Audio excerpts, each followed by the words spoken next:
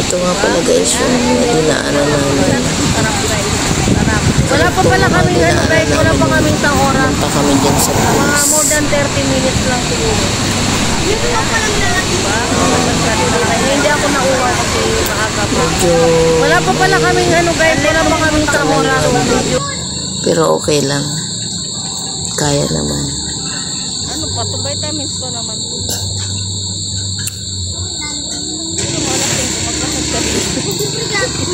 Guys, layo na. Malayo na kami yan.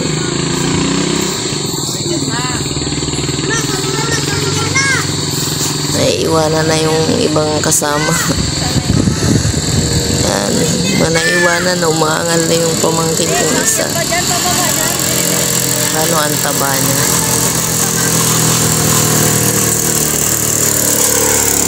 Pasensya na sa naririnig nyo guys na motor. Nag-voice over ako andito ako sa malapit sa kalsada. Ayun, naiwanan yung dalawang guys. So, matataba. Lalo na yung isa na yun, yung pamangkin ko. Umaangan na kasi nga naman ang taba niya. Hindi sanay umakyat sa bukid. Ayun. Bakit kami na naman. Pero okay lang guys, worth it talaga. Narating nyo yung yung pulis, mawawala yung pagod nyo. Magbawas ka ng pagkain. Puti pa yung aso.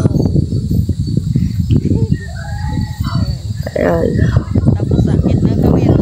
Akit kami yan, tapos pababa na naman. Tawid muna. Ito yung isa guys.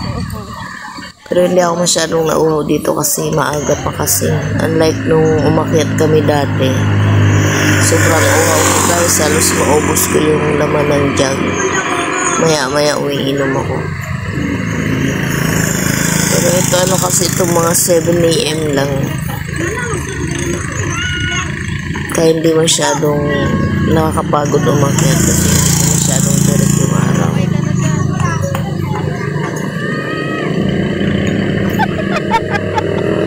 Ayan, pahingahin yung ate ko. Isa naman pumutok na niya para umakyat.